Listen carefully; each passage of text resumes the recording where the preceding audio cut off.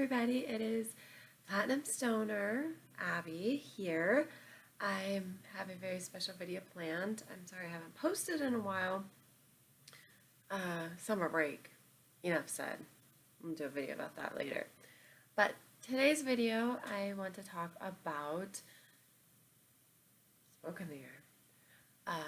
My oldest daughter and my youngest daughter, but basically my oldest daughter who struggles the most in life with things that a lot of people aren't very familiar with. I was not familiar with it, and I've learned that not alone in the being not very familiar with her diagnoses and still trying to navigate the system, and she's 10, so it's been a lot of years of figuring it out, mysteries, just feeling like a bad parent, friends disowning you because they think you're a bad parent, but you really are trying your hardest and you're listening to everybody's advice and nothing is working. Anyways, so first off, I'm smoking on Lost Tribe. It's a mix between Truth and Kosher Kush. So it's like a mixed heady sativa.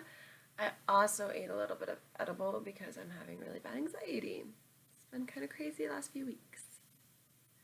Let's take a hit.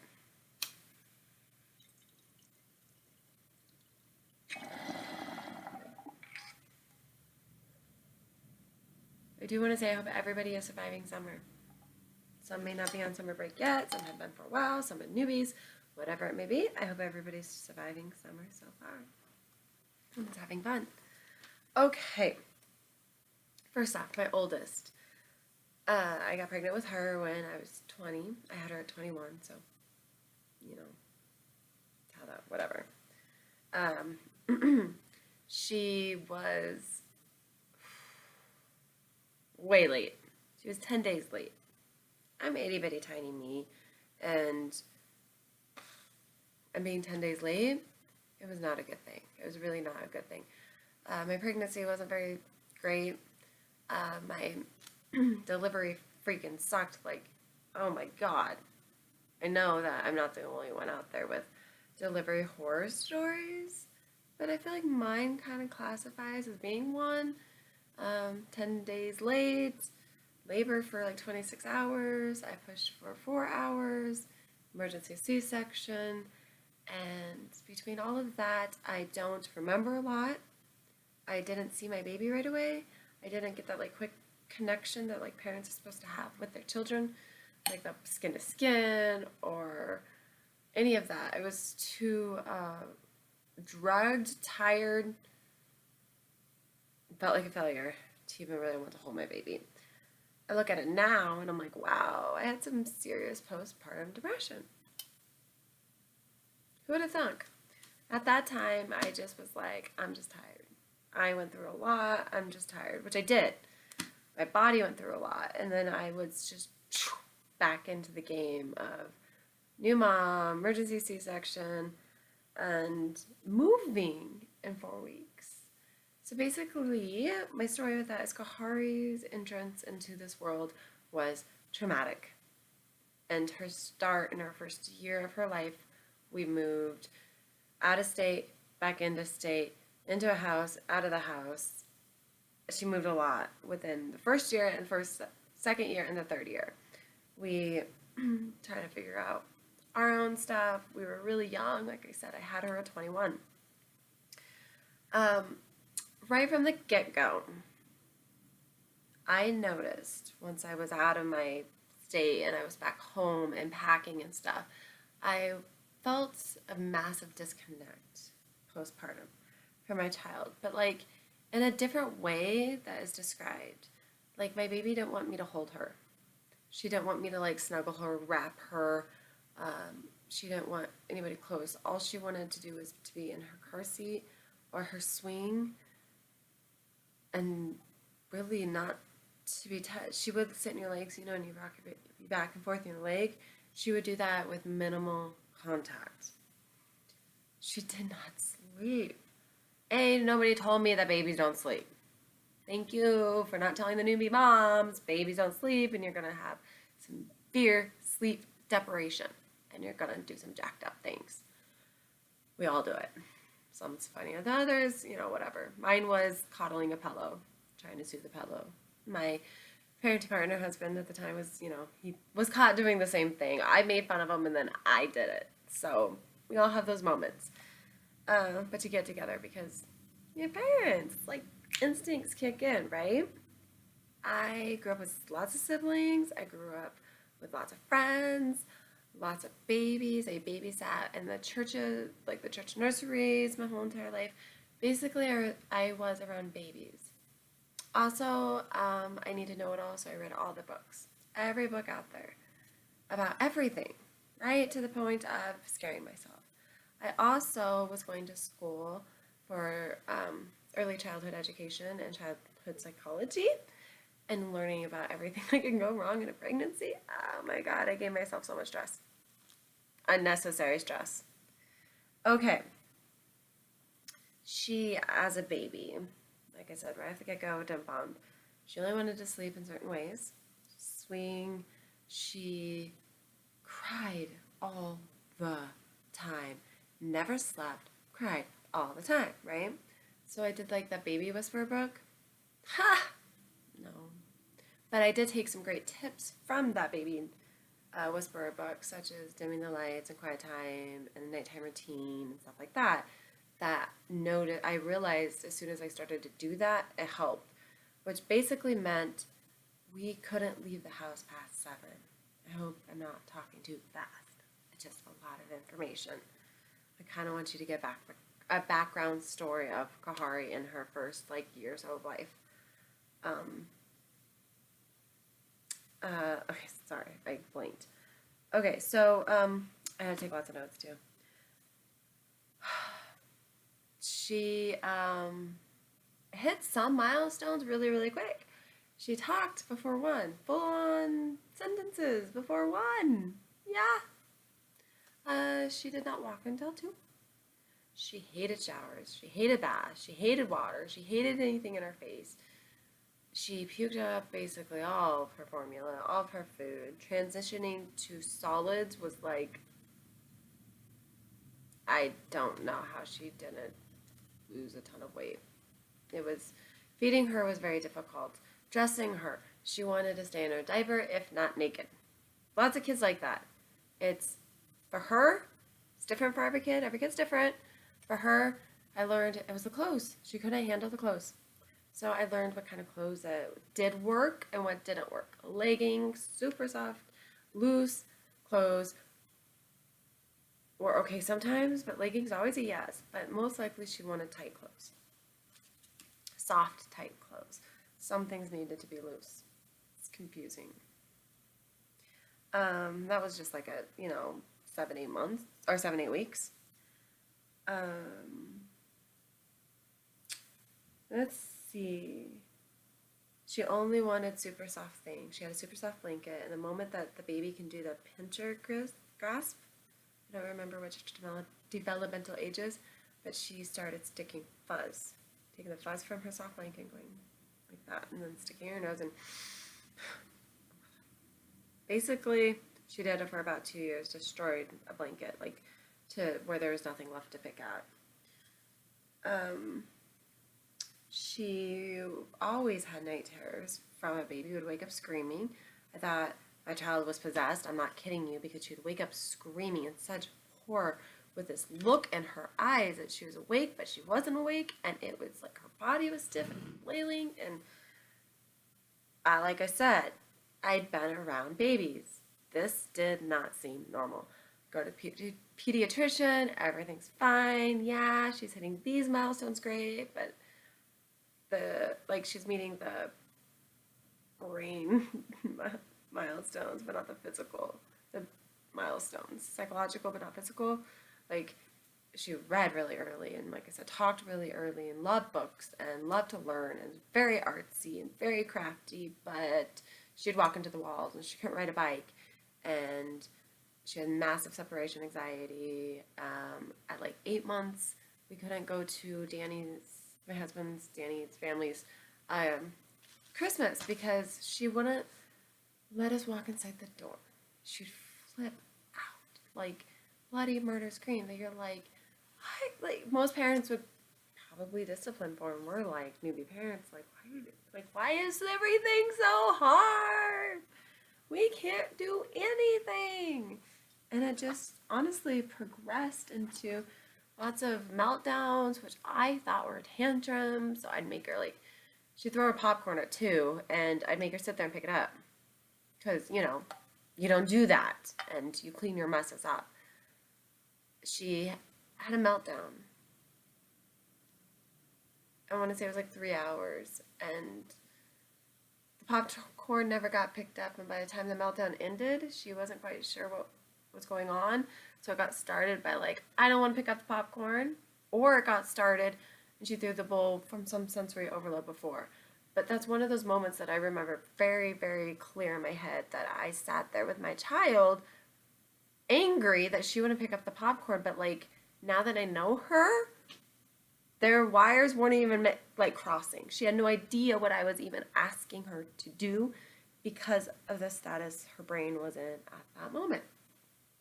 So anyways, my daughter has sensory processing disorder. We did not find out until kindergarten. She has a very high IQ. She's very smart, very good, like I said. Early reader, everything. She went to I put her in a really good Montessori school. She thrived there. She got into the top school in Colorado. Very smart, just very difficult. The teachers would have to pull her off of me every day every day preschool, kindergarten, first grade, second grade, third grade. It was a lot of sitting in the car, trying to get her out of the car, so on and so on. Fourth grade, a little bit better, but we had a lot of mistakes at home. I mean, every year is a different year, and I never know what to expect when I get her from school or when she wakes up in the morning. Anyways, so for a few years there, I didn't know what was going on. I really didn't. These massive just fits, as I called them, was controlling our life, and we were losing our friends. We were not being invited to game night anymore because my child would just have a fit and cry the whole entire time. Now I know it's because she's so freaking overwhelmed, and I feel bad.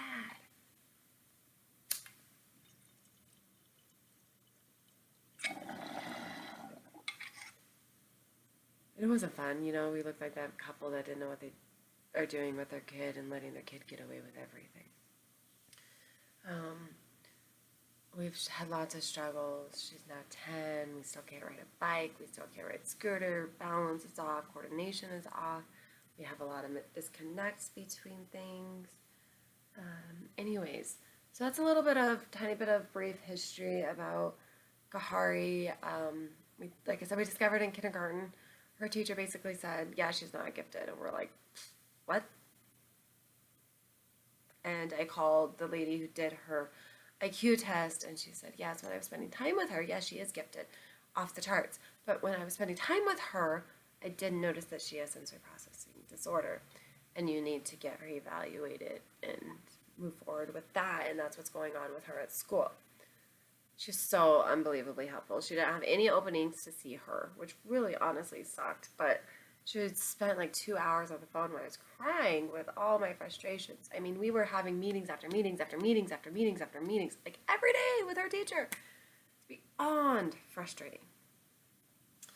Okay, we also had issues with baths and brushing teeth. She would only eat goldfish, super picky eater. Like I said, we couldn't go anywhere, transitions, blah, blah, blah, blah. Okay, so what is sensory processing disorder? SPD, abbreviation term. I'm looking for my notes because, I'm going to be stoned and I'm getting stoned. SPD, sensory processing disorder, is a condition that the brain has trouble receiving and responding to the information that is being that comes through as your brain receives, and that comes through, and then it's supposed to sort it as to how we're supposed to handle it. So basically, there's the wires get all miscommunicated, like just they get tangled up in a sense. There's lots of different videos out there, different definitions, but the triggers go to different parts of the brain where, one sense is supposed to go to this part of the brain, but instead it goes over here. It used to be called sensory integration dysfunction, but it's somewhat recognized as a medical condition and it's somewhat not recognized as a medical condition. It's moving closer and has become more recognized. A lot of autism kids have serious sensory problems, and they kind of just bundled it up with like that, but now they're finding out that it's basically, a spectrum, right?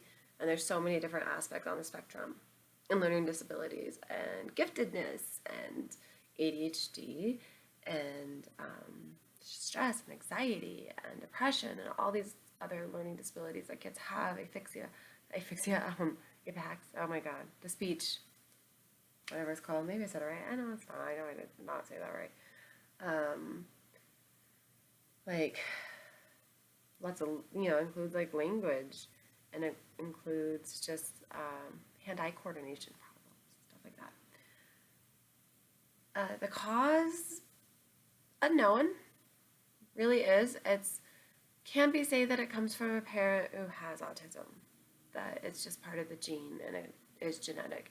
There's another side, that side, there's brain scans to support like a sensory brain versus a regular brain, it's a lot of great information out there. But they really don't know what causes it. It could be anything from environmental factors, from genetic factors, from stress during pregnancy and birth and labor, which I had all of those. There's a few different theories on it, and some people believe that it should be in the ASD category. Some people believe that it should not be in the ASD category, autism spectrum category. So there's also a lot of misconceptions on that. It's been a fight for us because it's not quite recognized. So insurance will give us 20 visits. What you mainly do for sensory processing disorder is lots and lots and lots of occupational therapy because it affects your senses. Occupational therapy helps your body relearn to work with itself, okay? It retrains the brain. Let's see. So basically we have our senses, right? I apologize if I butcher any of these words. I was half-assed homeschooled, so I'm lacking in a few areas. I won't deny it. One day I'll go back to school. I tried once. Like I said, early childhood psychology and then pregnancy and then baby who was not a normal baby. Okay, so basically we have our nociception, Nociaption, if people are taking notes. It's your psychological part and psychological pain and part of your brain. I can't talk. Where kids can't feel pain. Example, my daughter had strep for like 2 months. I noticed a funky smell from her breath. Kept asking her, is your throat hurt? Can I look at your throat? Is it fine? She doesn't like to be touched at. She doesn't like to be looked at. She doesn't like to be talked about being sick. She's a hypochondriac. So I have to approach all those things very delicately, and she don't want to go to the doctor, so she was scared to like let me see. Anyways, finally got a peek, and oh my god, it was the worst strep ever. And I'm like, how? She was eating normal. She never once complained. Not at all. She will get like cuts or bruises on her arms. I'll be like, oh, what happened? She's like, oh. She really does not feel pain. She gets really high fevers. But now that we've gotten older, it's constant stomach aches and stomach pains, which is related to anxiety. So we have the can't feel pain aspects of it where, I'm sure a lot of you have come into that situation where kids just like bounce off the wall and hit their head over and over and over, and they just keep going and going and going and going and going and going. It's crazy. Then we have the equilibrationception, blah, blah, blah, which is EQUILIBROCEPTION,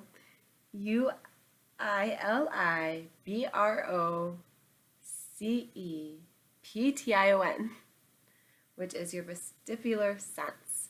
Okay, so that controls your balance, your proprioception, which is like the distance awareness, hand-eye coordination, like transferring things from the chalkboard onto paper. Kinesthetic sense, which is your body awareness. So that means a lot of SPD kids are clumsy and they run into the walls and the doors. And even though they've lived in the same house, they still walk into the wall over and over and over, my poor daughter. And I do that too. A lot of this makes me wonder if I have sensory processing disorder in some aspects. We all have some sensory issues, right? We all can be clumsy. We can all kind of have a lack of feeling hot or cold, which is called thermoception. Honestly, I don't think she ever feels hot or cold. In the winter, it could be freezing cold and she'll be wearing a tank top. In the summer, she'll be wearing a hoodie.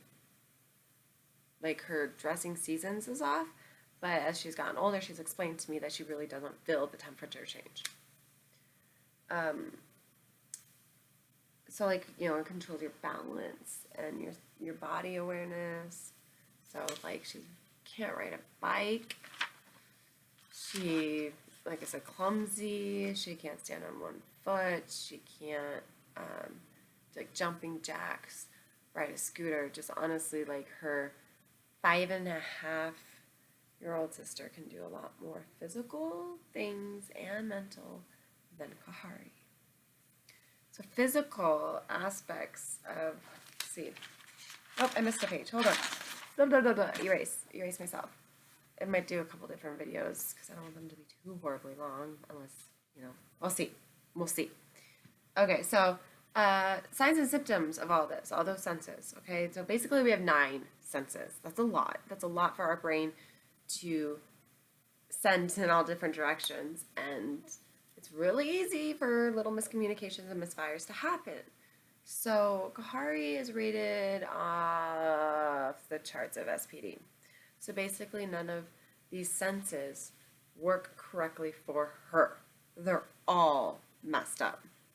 So it has really, really been a battle. It's made diagnosing really, really hard because they're like, is it just this, or is it this, or is it this, or is it this, or is it this, or is it this? This could be caused by this, and yada, yada, yada, yada, yada, yada. Which brings me back, they also mentioned it could be caused by early childhood trauma. They keep asking me if Kahari was in any trauma, and I'm like, not with me. And you leave your kids with babysitters and stuff, and you really don't know what's going on, which also made me be a stay-at-home mom, because of my fear of that. And I did leave her a lot when she was a little bitty baby with somebody that I now do not trust. So I do have that fear in my head. And I also have the guilt that I feel like I may have caused this, since they don't know the cause of it. Mom guilt, we lay in bed and we question everything. And like, I ate so much Taco Bell when I was pregnant with her. I'm like, maybe Taco Bell ruined her. Okay, signs and symptoms. I mean, I have so much. I might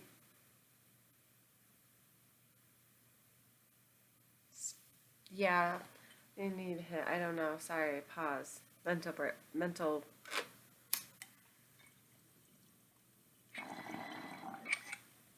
I feel like there's something else I wanted to add before I moved on.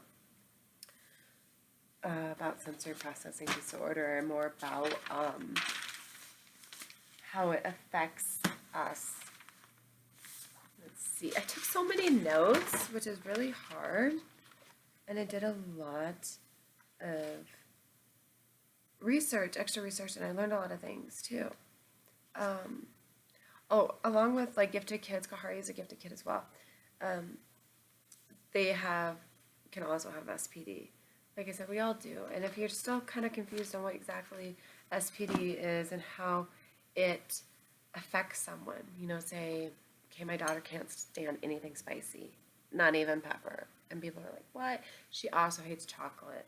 Like, all she tastes is the bitter part of chocolate. And people are like, I don't understand. That makes no sense to me. So I say, okay, well, do you like spicy food? Some people say yes, some people say no. I'm like, okay, so you love spicy food. What's one thing that you hate? And they'll be like, oh, I hate when the food's really bland and has no flavor. And I was like, okay, do you want to eat that, food? Your senses make you like hot, not bland. Your taste.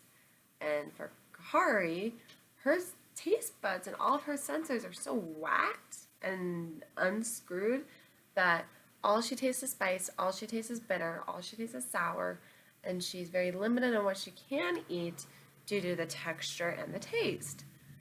Chocolate has a weird texture. Never really thought about it, but that hard to the soft, it freaks her out.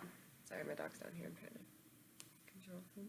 It freaks her out. It feels weird to her, and she doesn't understand it. So, several reasons why food is honestly a big sign of that.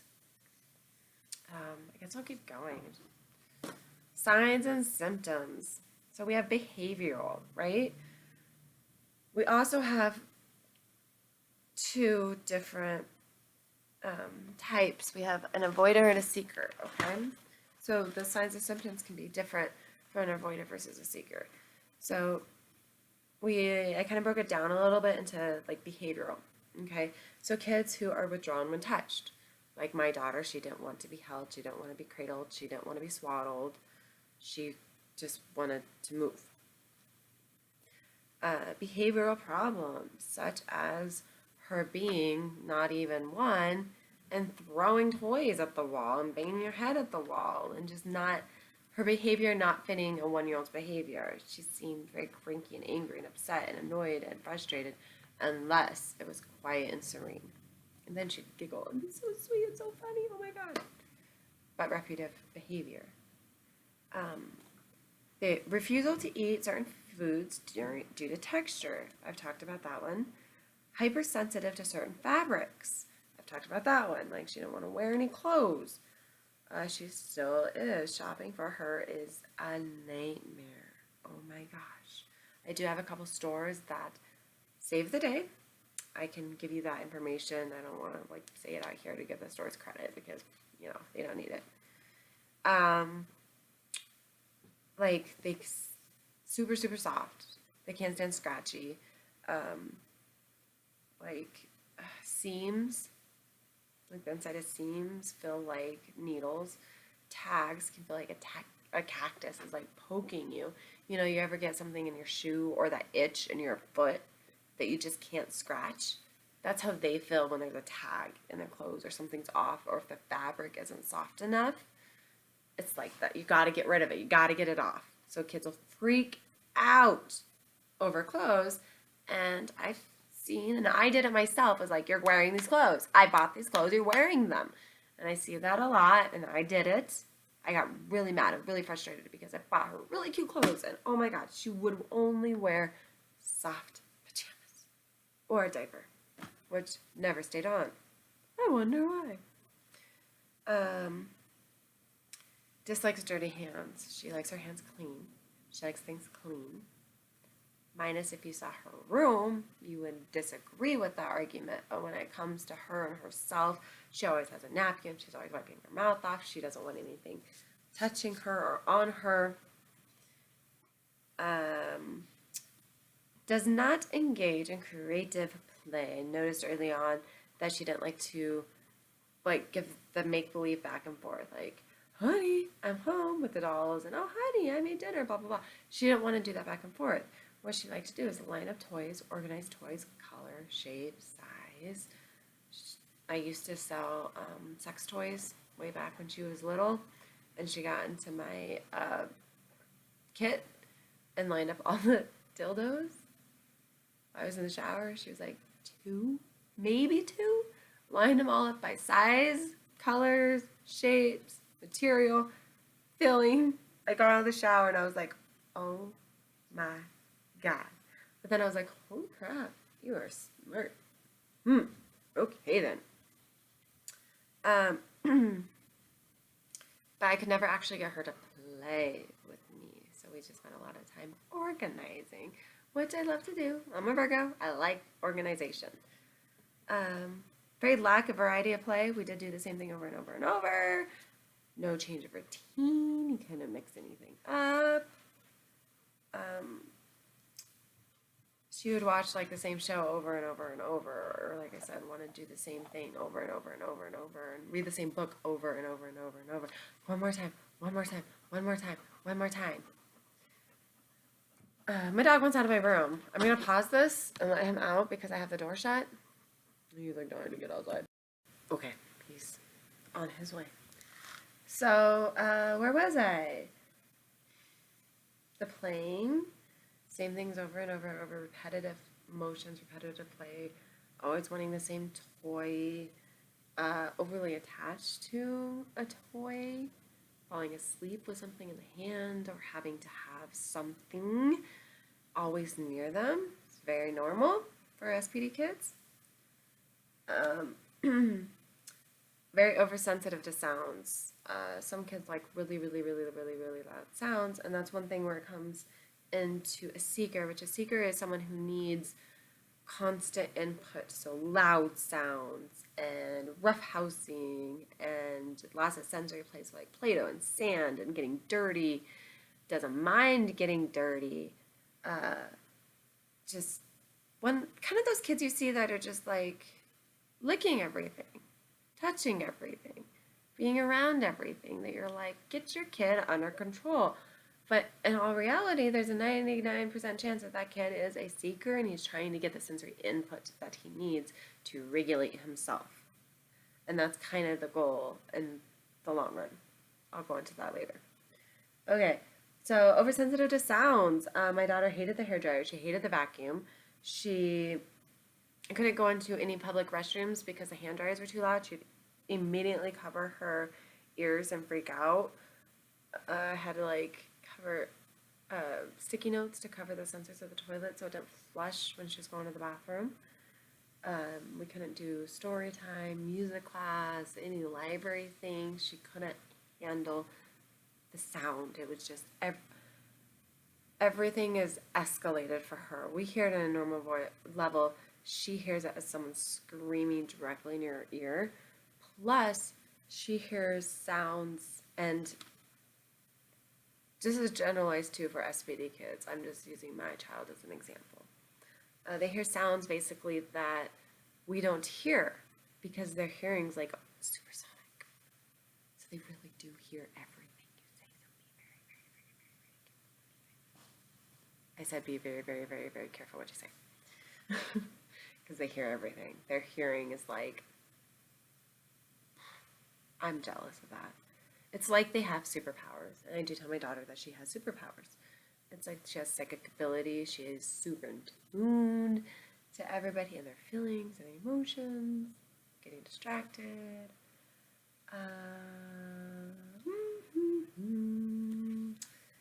Very oversensitive or undersensitive to smells. A, either can't smell anything.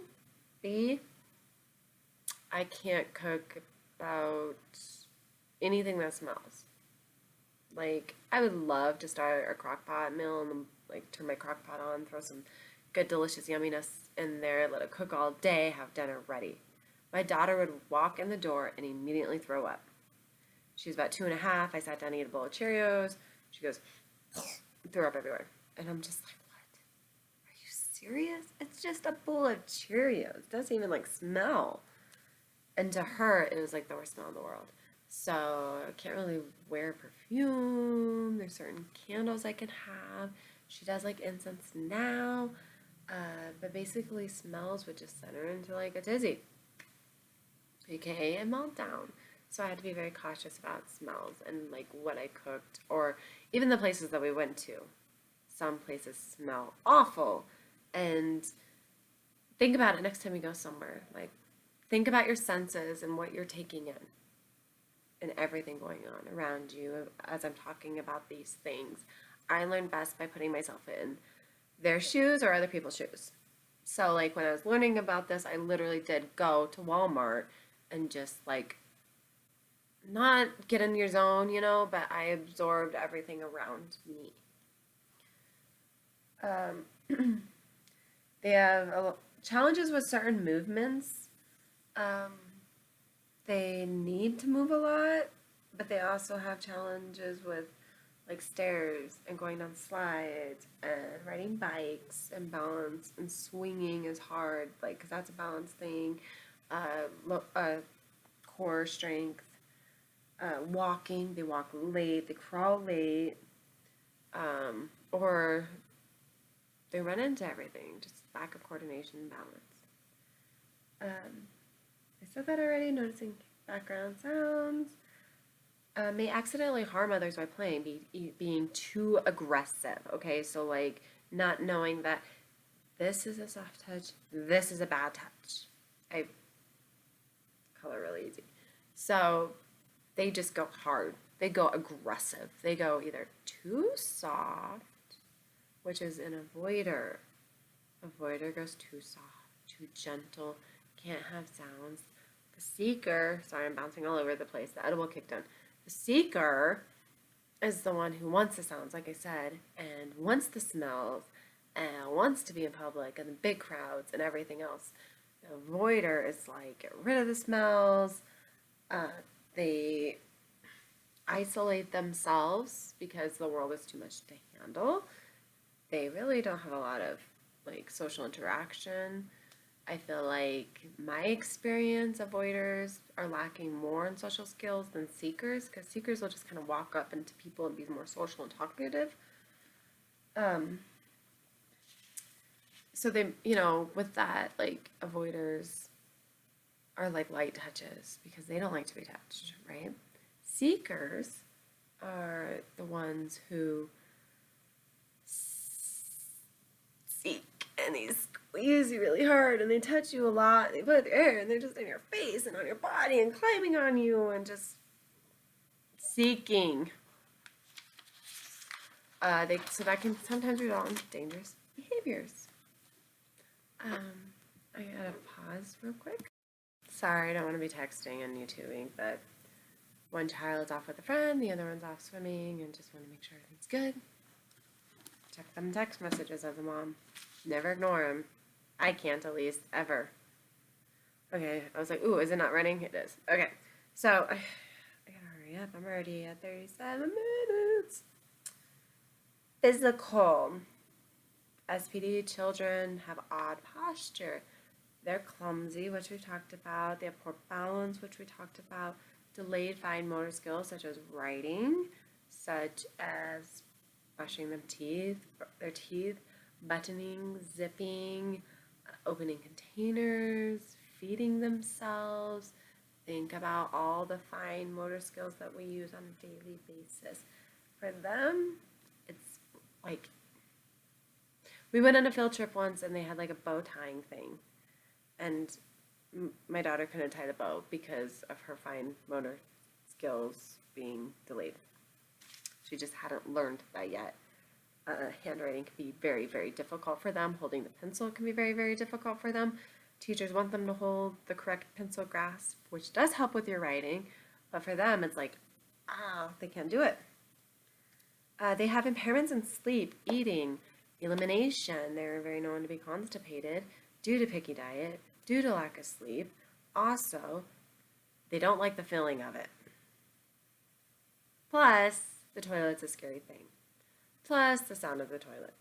Plus, a lot of kids don't like to get dirty. Plus, sensory kids can be very shy right off the get-go. So, they're known to be constipated a lot, and I could go into a whole slew of stories over my battle with that. Finally we're good. Be in constant motion. For some, a seeker, like I said, they're jumping all over you. An avoider, their constant motion would be like, my oldest flaps her hands. So my one who has a severe SPD, she flaps her hands. Or she's moving constantly, fidget toys. She makes her own squishies, so she's constantly she's constantly moving, just not moving in the annoyance. I shouldn't say annoyance, but in your face. It's hard. It's really hard because my youngest is a seeker and my oldest is an avoider. And my youngest is like, ah, but my oldest is like, ah, in a different way. If that makes any sense. They're just different levels and different things that I myself can tolerate. They are really tired. Bedtime's really hard. Like I said, with sleep. They have really bad coordination. They have a very high pain tolerance. Psychosocial symptoms. They have a decreased ability to interact with peers. They kind of are missing the social interaction. They don't know how to play with peers. They don't know how to do the give and the take and the sharing and his turn and my turn. SPD kids are honestly looked at as brats for all of this reason, all of this, okay? So I was looked at as a bad parent because my child did all of this. She didn't share with her peers, but it was literally, she didn't know how to. Even though I taught her, her brain didn't know how to. So occupational therapy fixed that. They stand too close to you because of the body proximity issues. Social isolation. My daughter spends a lot of time in her room.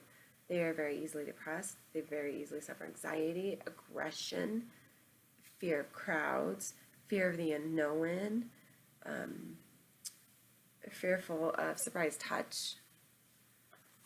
Touch can sometimes hurt. Touch can sometimes not hurt. Some long-term effects of SPD, and then I will end this video, and I will go on to part 2 of SPD after I have a little break. My jaw hurts, and I feel like this is a lot of information, so I'm really sorry, but I'm not recording it. So the long-term effects of SPD.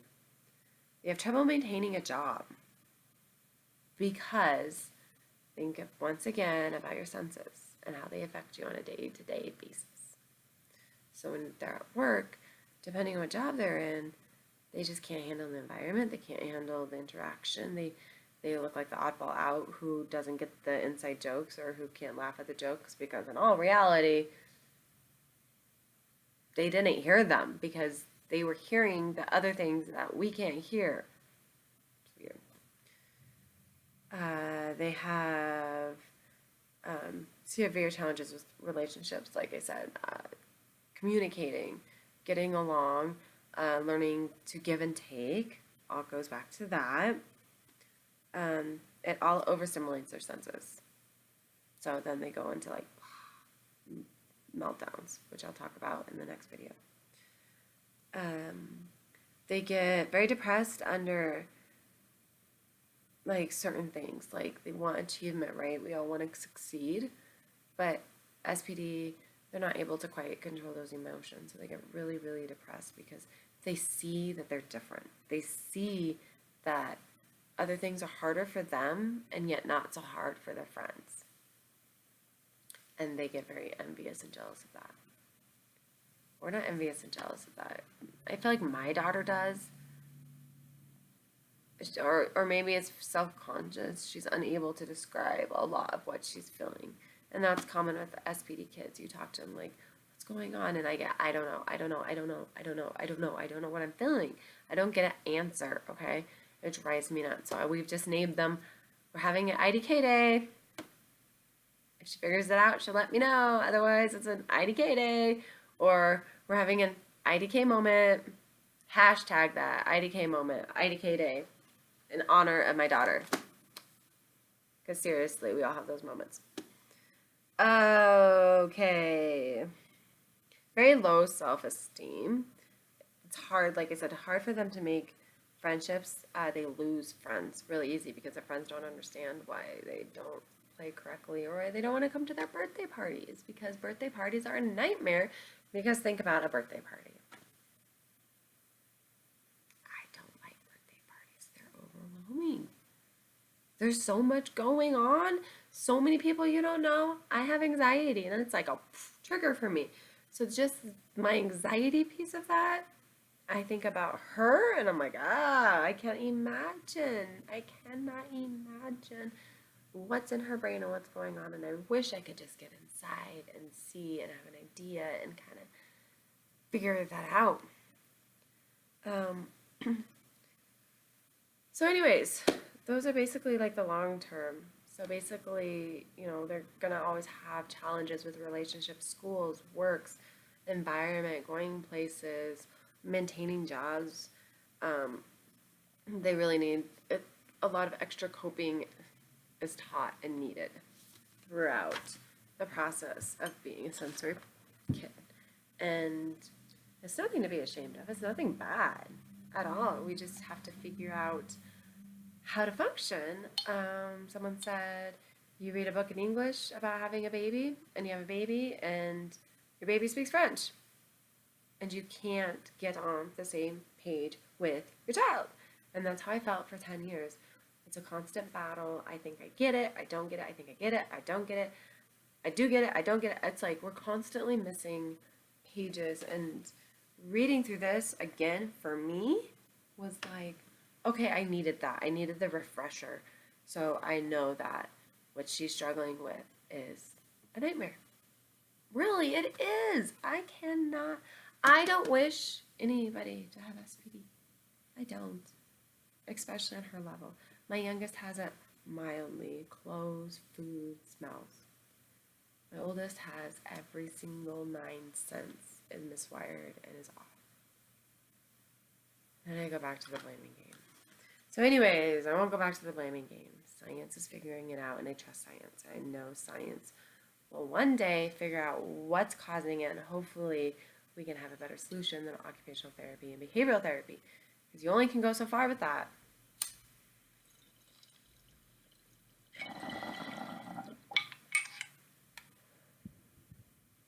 So,